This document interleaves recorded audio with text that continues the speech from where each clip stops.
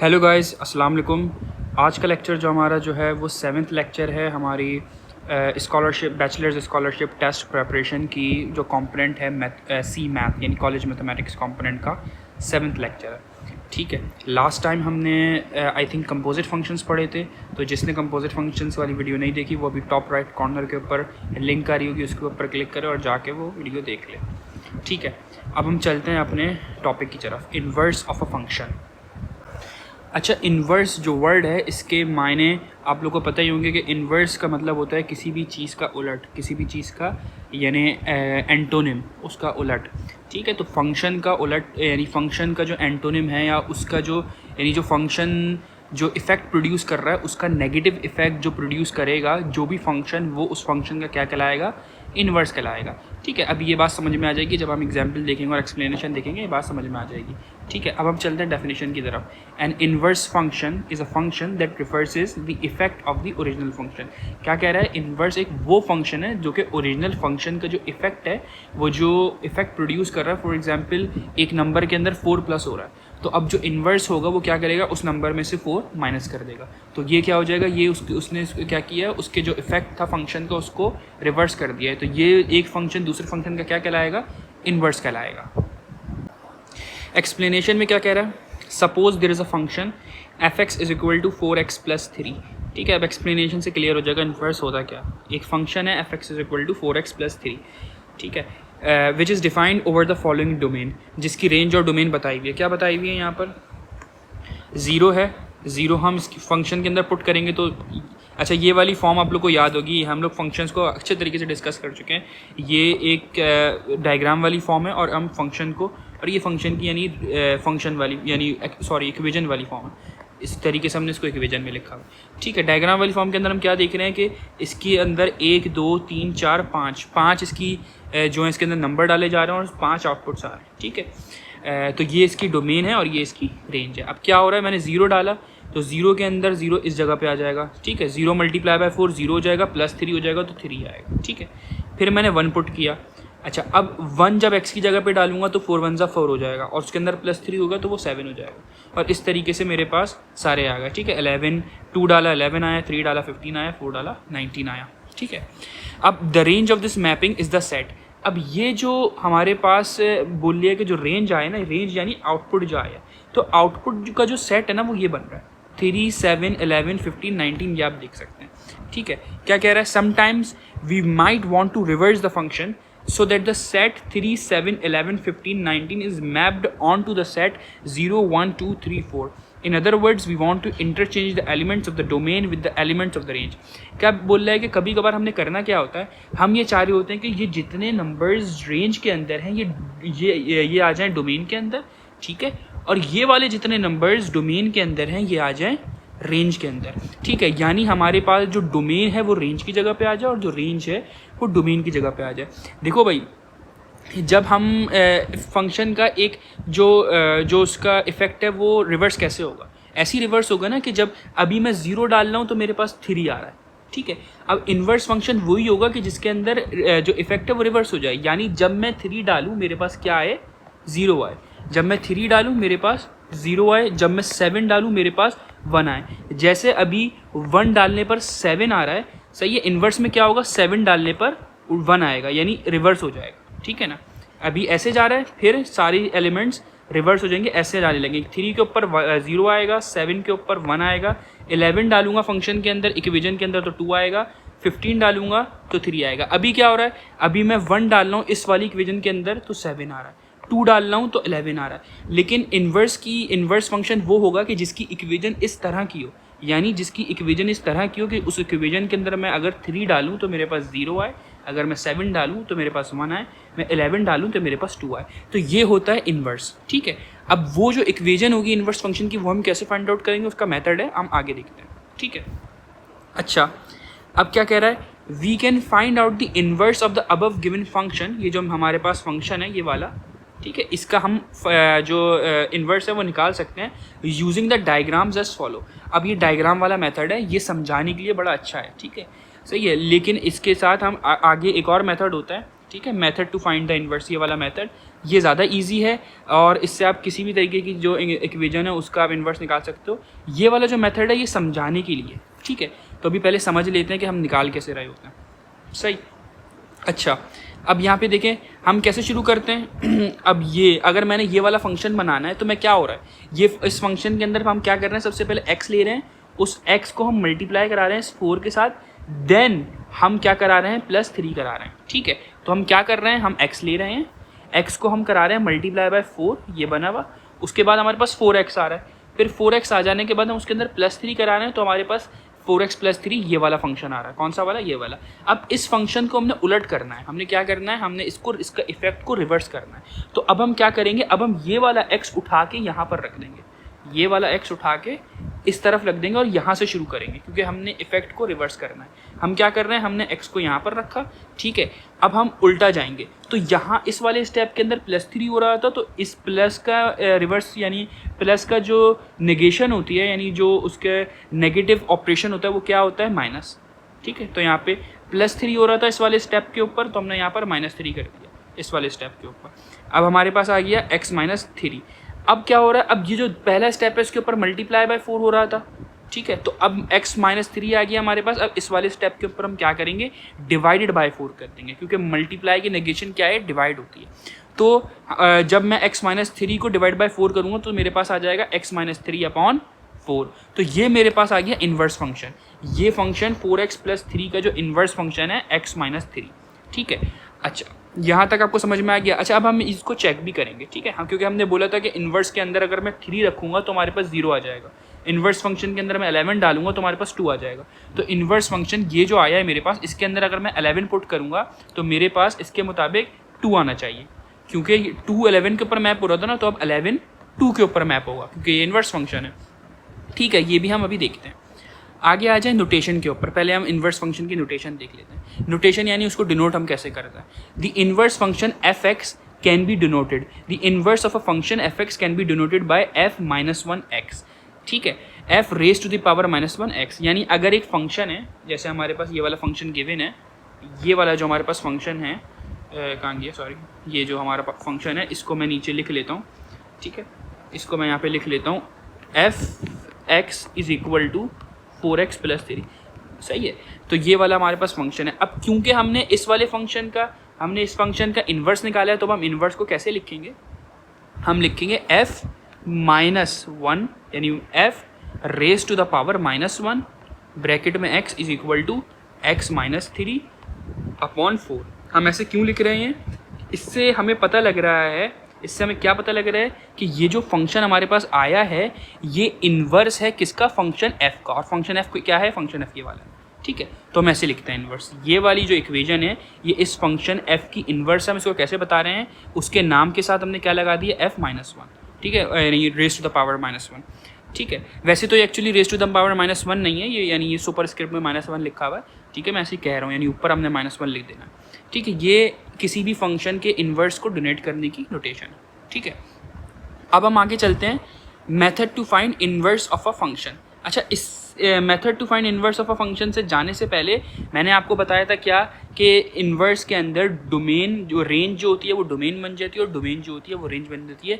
हम लोग इसको भी साबित कर लेते हैं, ठीक है, उसके बाद हम आगे जाएंगे। अच्छा जी, अब हम देखते हैं। अच्छा, ये वाली एग्जाम्पल मैंने उसको दूसरी जगह कॉपी कर लिया। ये हमारे पास क्या थी, ये हमारे पास है डोमेन, इसको मैं लिख देता हूँ उसके ऊपर। ये है हमारे पास डोमेन, ठीक है, और ये है हमारे पास रेंज, ये हमारे पास फंक्शन था। अब इस फंक्शन का हमारे पास हमने अभी पीछे डायग्राम वाले मेथड से क्या निकाला था, इन्वर्स निकाला था, और इन्वर्स ये आया था। f इन्वर्स क्या आ गया था हमारे पास, x - 3/4, ठीक है। अब हम क्या करते हैं, अब हम इस f इन्वर्स के अंदर हम, क्योंकि मैंने बोला था कि डोमेन रेंज बन जाती है और रेंज डोमेन बन जाती है, तो अब ये वाली जो हमारे पास रेंज है ना, इसको मैं उठा के ज़रा लिख लेता हूँ अपने पास यहाँ पर ना। इसको मैं क्या करता हूँ, बना लेता हूँ, ठीक है। यहाँ मैंने थोड़ा सा सर्किल बना लिया इस तरीके से। कौन कौन से नंबर हैं, 3, 7, 11, 15 एंड 19, ठीक है। 3, 7, 11, 15 एंड 19। अब मैं एक एक करके इन पांचों नंबर को पुट करता हूँ, ये जो हमारे पास इन्वर्स आए ना इसके अंदर पुट करता हूँ, ठीक है। अच्छा, ये कोई ना कोई ये पांचों नंबर जब इस इन्वर्स के अंदर पुट होंगे तो ये कोई ना कोई आंसर देंगे, तो उस आंसर के लिए वो आंसर मैप होंगे ना, यानी कोई ना कोई आउटपुट आएगा।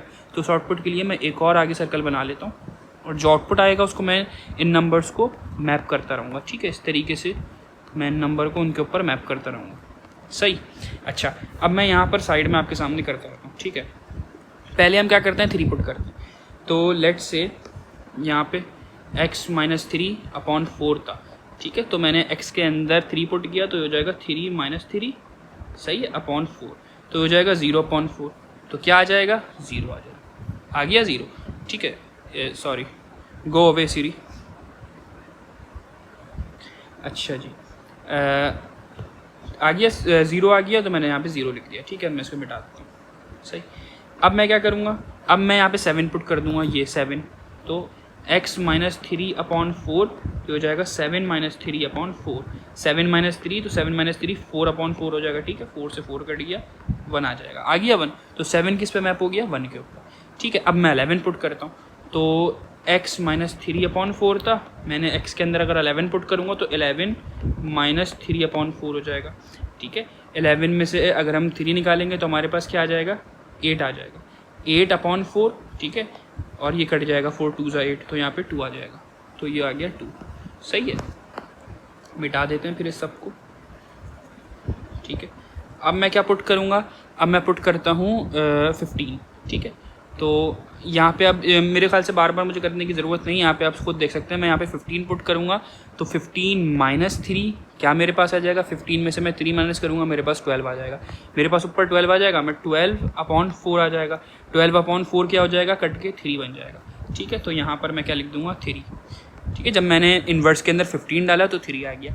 अब मैं क्या करूँगा, मैं 19 पुट करूँगा। जब मैं यहाँ पे 19 पुट करूँगा तो क्या हो जाएगा, 19 - 3/4। अब खुद बताओ, 19 में से हमारे पास 3 जाएंगे तो कितना आ जाएगा, 16, 16/4, 4 × 16, ठीक है। तो मेरे पास ये 4 आ जाएगा, सही है। तो यहाँ पे मैं लिख दूंगा 4।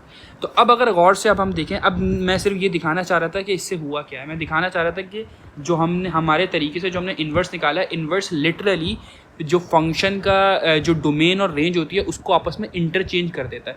पूरी डोमेन का सेट उठ के रेंज पे आ जाता है और पूरा रेंज का सेट उठ के डोमेन पे आ जाता है। इसलिए हम इसको क्या बोलते हैं, एक इस फंक्शन को इन्वर्स ऑफ अ फंक्शन बोलते हैं, ठीक है। वो मैं आपको यहाँ से दिखा देता हूँ। इसको ज़रा मैं उठा के उसी के पास ले जाऊँ कंपेयर करने के लिए, ठीक है। तो अब अगर हम इसको कंपेयर करें तो ये देखें, जो फंक्शन था, फंक्शन के अंदर हमने 0 पुट किया था यहाँ पर, तो मेरे पास 3 आ गया। तो अब इस फंक्शन के अंदर अगर मैं 3 पुट कर रहा हूँ तो मेरे पास 0 आ रहा है, ठीक है। 0 पे 3 आ रहा था तो यहाँ पे 3 पे 0 आ रहा है, ठीक है। फंक्शन के अंदर मैं 1 पुट कर रहा था तो आउटपुट मेरे पास क्या आ रहा था, 7, ठीक है। अब अगर मैं इन्वर्स वाले फंक्शन के अंदर, इसी फंक्शन को जो इन्वर्स हमने निकाला उसके अंदर 7 पुट कर रहा हूँ तो मेरे पास क्या आ रहा है, 1, 1 पे 7 आ रहा था, 7 पे 1 आ रहा है, ठीक है। फिर 2 पे 11 आ रहा था, अब 11 पे 2 पे 11 पुट कर रहा हूँ तो 2 आ रहा है। 3 पे 15 आ रहा था, 15 पे 3 आ रहा है। 4 पे 19 आ रहा था, 19 पे 4 आ रहा है, सही है। तो ये होता है इन्वर्स। अब तुम देख सकते हो कि ये जो मेरे पास दूसरा फंक्शन आया है, पहले फंक्शन जो जिससे हमने दूसरा फंक्शन निकाला है, ठीक है, ये इसका बिल्कुल उलट है, क्योंकि इसका जो इफेक्ट है वो बिल्कुल उलट हो रहा है, ठीक है। तो यहाँ पर तुम देख सकते हो कि ये वाली पूरी रेंज यहाँ पर डोमेन बन गई है और ये वाली पूरी डोमेन यहाँ पर रेंज बन गई है। बस मैं ये समझाना चाह रहा था। अब हम चलते हैं आगे। नोटेशन हमने देख ली थी, अब हम देखते हैं methods to find inverse of a function. अच्छा, अब एक सवाल ये पैदा होना चाहिए कि अभी जो हमने पीछे डायग्राम वाले मेथड से एक फंक्शन का इन्वर्स फंक्शन मालूम किया है, पता लगाया है, तो अब हम वो उससे क्यों हट रहे हैं और हम ये वाला मेथड क्यों सीख रहे हैं इन्वर्स फंक्शन का, ठीक है। वो यूँ कि ये जो डायग्राम वाला मेथड है ये समझने के लिए। अब जब हमारे पास इक्वेशंस कॉम्प्लेक्स हो जाती हैं तो उन इक्वेशन को इस डायग्राम वाले मेथड से सॉल्व करना, उनका इन्वर्स निकालना बहुत मुश्किल हो जाता है, ठीक है। डायग्राम वाले मेथड से इन्वर्स निकालना कॉम्प्लेक्स इक्वेशंस का बहुत मुश्किल होता है, इसलिए अब हम ये वाला तरीका सीख रहे हैं।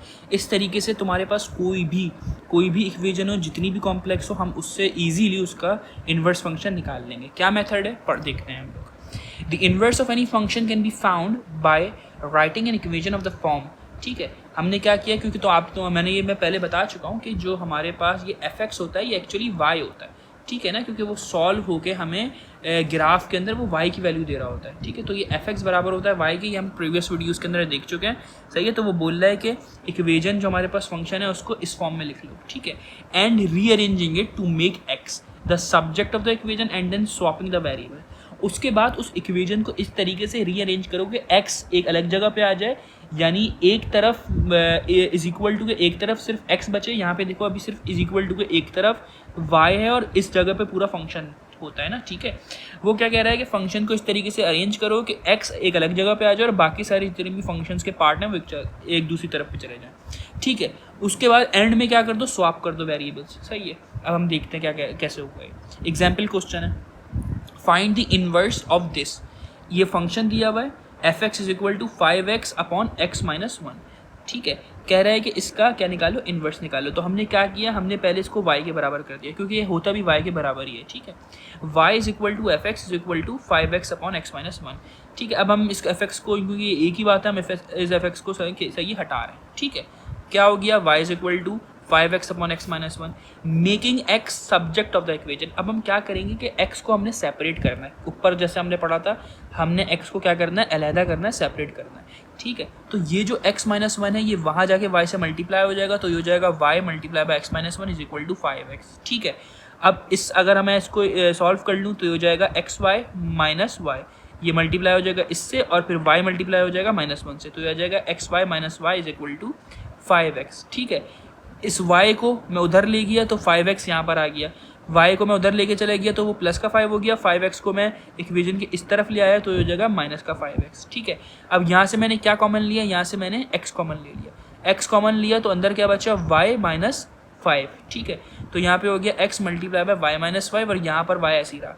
अब ये जो y माइनस 5 है, ये वाला जो y माइनस 5 है, अब मैं इसको यहाँ पर ले आऊँगा। ठीक है, तो यहाँ पर ये x से मल्टीप्लाई हो रहा था तो इक्वेशन के इस तरफ जाने के बाद ये ब्रैकेट y से डिवाइड हो जाएगा। अच्छा, ये जो बेसिक फैक्टराइजेशन वगैरह है और ये जो बेसिक अलजेब्रा है, ये मैं इसके ऊपर ज़्यादा फोकस नहीं कर रहा क्योंकि ये सबको ये बड़ी आसान चीज़ है ना। ठीक है, इक्वेशंस को हैंडल करना कि इक्वेशंस को कैसे हैंडल करते हैं। ठीक है, तो ये आप लोग को पता ही होगा, सिर्फ मैं फ़ौरन बता रहा हूँ और आगे बढ़ रहा हूँ। ठीक है, तो हमारे पास क्या हो गया, हमारे पास x आ गया और आ गया x is equal to y upon y minus 5। यहाँ तक हमने क्या किया, हमारा जो ये वाला स्टेप था कि हमने x को अपना सब्जेक्ट बनाना है, x हमारा सब्जेक्ट बन गया। सब्जेक्ट का क्या मतलब होता है कि ये जो वेरिएबल है उसको अलहदा कर लिया जाए, बिल्कुल। ठीक है, अब हमने एंड में क्या पढ़ा था कि अब हमने क्या करना है, स्वैप कर दो वेरिएबल्स को, यानी स्वैप कर दो यानी वेरिएबल्स की जो जगह है वो तब्दील कर दो। तो अब इसका मतलब ये है कि जहाँ जहाँ इस इक्वेशन के अंदर जहाँ जहाँ x है वहाँ हमने y लिखना है और जहाँ जहाँ y है वहाँ हमने x लिखना है। ये हमारा आखिरी स्टेप है। तो यहाँ x की जगह पे y आ जाएगा और यहाँ y की जगह पे x आ जाएगा। क्या लिखा मैंने, नाउ स्वैपिंग द वेरिएबल्स, तो क्या हो जाएगा, ये हो जाएगा y और यहाँ पे जो x, यहाँ पे पहले y था तो इन दोनों जगहों पे x आ जाएगा। ठीक है, और ये हमारा क्या हो गया, ये हमारा फाइनली जो इन्वर्स है फंक्शन का, किस फंक्शन का निकालना था, इस फंक्शन का इन्वर्स निकालना था, वो आ गया। अब क्योंकि इस फंक्शन का नाम f है तो अब हम इसको इन्वर्स को हम क्या लिख सकते हैं, इन्वर्स को हम लिख सकते हैं f सुपर स्क्रिप्ट में -1 x is equal to x upon x minus 5। ये हमारे पास इन्वर्स फंक्शन निकल के आ गया। ठीक है, यहाँ तक हमारे पास इन्वर्स फंक्शन आ गया था, फिर हमने उसको इन्वर्स फंक्शन वाली जो नोटेशन है उसके अंदर लिख दिया f minus 1 x is equal to x upon x minus 5। ठीक है, तो क्या कह रहा है, hence the inverse function of this, बोल रहे इस फंक्शन का इन्वर्स फंक्शन क्या है, ये, यानी इस फंक्शन के इफेक्ट को उल्टा ये वाला फंक्शन करेगा। ठीक है, ये दोनों आपस में एक दूसरे के बिल्कुल उलट फंक्शन है। ठीक है, क्या कह रहा है, if we apply F X to a number, बोल रहा है अगर एक नंबर के ऊपर मैं एफ एक्स फंक्शन लगा रहा हूँ, then we apply F minus X to the result, और फिर एफ एक्स का जो रिजल्ट आया उस रिजल्ट के ऊपर मैं एफ माइनस एक्स वाले फंक्शन में उसको डाल रहा हूँ, we should get back to the original number, तो हमें ओरिजिनल नंबर मिल जाना चाहिए।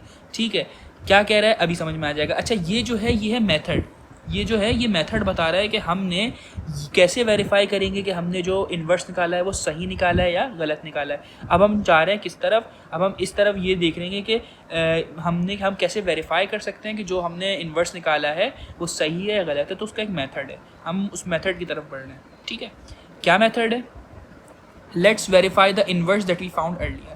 अब इस वो जो हमने इन्वर्स निकाला था हम उसी वाली एग्जाम्पल के ऊपर ये मेथड लगा रहे हैं ताकि हमें समझ में आ जाए कि ये मेथड कैसे इस्तेमाल होता है। ठीक है। और हमें ये भी पता लग जाएगा कि ये जो हमने इन्वर्स निकाला है कि आया ये ठीक है या ये गलत है, ठीक है। तो अब वो क्या कह रहा है कि put x is equal to 2 in the function. Original function क्या था? ओरिजिनल फंक्शन था मेरे पास ये, ठीक है। ओरिजिनल फंक्शन के अंदर हमने क्या किया, put x is equal to 2 डाला, ठीक है। तो इसके अंदर मैंने ओरिजिनल फंक्शन में 2 डाला, तो ये हो जाएगा f, यहाँ पे 2 आ जाएगा और यहाँ पर भी x था तो 2 आ जाएगा, तो ये हो जाएगा 5 2 10, 2 - 1 1, 10/1। तो f जब 2 डाला तो मेरे पास फंक्शन का आंसर रिजल्ट क्या आ गया 10। अब वो क्या कह रहा है, now if we put this 10 on to the into the inverse. अब अगर हम इस 10 को इन्वर्स वाले फंक्शन के अंदर पुट कर दें तो हमारे पास क्या आना चाहिए, हमारे पास इनिशियल वैल्यू 2 आ जानी चाहिए, ठीक है। क्यों? क्योंकि जब मैं 2 डाल रहा हूँ तो 10 आ रहा है। तो अब हमने अभी पीछे हमने उस ऊपर वाली भी एग्जाम्पल, ये वाली एग्जाम्पल देखी थी, इसके अंदर हमने क्या देखा था कि फंक्शन के अंदर 0 डाला था तो 3 आ रहा था। तो अब अगर मैं उसके इन्वर्स के अंदर 3 डालूंगा तो मेरे पास 0 आना चाहिए। इसी तरीके से यहाँ पर मैंने फंक्शन के अंदर क्या डाला है, 2 डाला है, फंक्शन के अंदर 2 डाला तो फंक्शन ने मुझे 10 दिया। तो अब इसीलिए अब अगर मैं इसके इन्वर्स फंक्शन के अंदर 10 डालूंगा, ये वाला f-1 वाले फंक्शन के अंदर 10 डालूंगा तो मेरे पास क्या आ जाना चाहिए, 2 आ जाना चाहिए। अगर ये ऐसा होगा तो इसका मतलब ये है कि मेरा इन्वर्स ठीक है, ठीक है। अब हम चेक कर लेते हैं। अब हमारे पास ये था फंक्शन, इसका इन्वर्स फंक्शन क्या आया था, f-1 is equal to x/x-5, ठीक है। तो यहाँ पर हमने ये वाला फंक्शन रख दिया, x/x-5 के अंदर अब हमने क्या किया, इस वाले रिजल्ट को पुट कर दिया 10 को। तो x था ऊपर तो x में 10 आ गया, नीचे था x-5 तो हमने क्या कर दिया 10 - 5, ठीक है।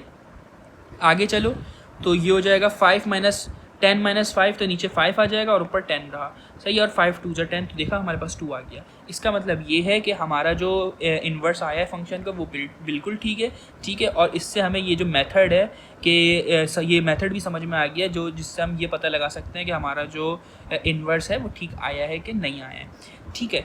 यहाँ तक हमारा इन्वर्स का था। इन्वर्स आगे बहुत ज़्यादा काम आता है और हमारे पास सवाल भी बहुत आते हैं कि इस फंक्शन का इन्वर्स निकालो। इन्वर्स डिफरेंट फंक्शंस के इन्वर्स के ग्राफ भी पूछे जाते हैं, ठीक है, वो हम बाद में देखेंगे। अच्छा इसको आज के टॉपिक को हम कंक्लूड कर देते हैं। यहाँ पर हमने इन्वर्स ऑफ अ फंक्शन पढ़ा है। इन्वर्स फंक्शन क्या होता है, हर चीज़ की उलट चीज़ होती है, ठीक है। जैसे मिसाल के तौर पर पानी का आग है, ठीक है। इसी तरीके से हर क्वांटिटी की एक उलट क्वांटिटी होती है। इन्वर्स भी इसी तरीके से एक फंक्शन का एक उलट फंक्शन है जो उस फंक्शन के इफेक्ट को रिवर्स कर देता है, ठीक है। बस इन्वर्स कुछ भी नहीं है, ठीक है। फिर हमने एग्जाम्पल देखी 4x + 3 और फिर हमने बताया कि इन्वर्स फंक्शन के अंदर क्योंकि वो उलट कर देता है तो रेंज डोमेन बन जाएगी और डोमेन रेंज बन जाएगी, सही है। फिर हमने यहाँ पे इस डायग्राम वाली फॉर्म के अंदर समझ लिया था कि इन्वर्स कैसे निकालते हैं, नोटेशन हमने देख ली इन्वर्स फंक्शन की। और फिर हमने इन्वर्स फंक्शन का जो एक मेथड सबसे ज़्यादा इस्तेमाल होता है और सारी इक्वेशंस के ऊपर एप्लीकेबल है, आप कोई सी भी जितनी भी कॉम्प्लेक्स इक्वेशन हो हम उनसे इस वाले मेथड से इन्वर्स मालूम कर सकते हैं। हमने ये वाला मेथड भी देख लिया, सही है। और फिर एंड में अभी हमने क्या देखा है कि हम इस मेथड को यानी हम कैसे वेरीफाई कर सकते हैं कि हमारे पास जो इन्वर्स आया है वो ठीक है कि नहीं, वो मैंने आपको तरीका बता दिया है, ठीक है। आज की वीडियो यहाँ तक की थी। अब इंशाल्लाह मिलते हैं नेक्स्ट वीडियो में।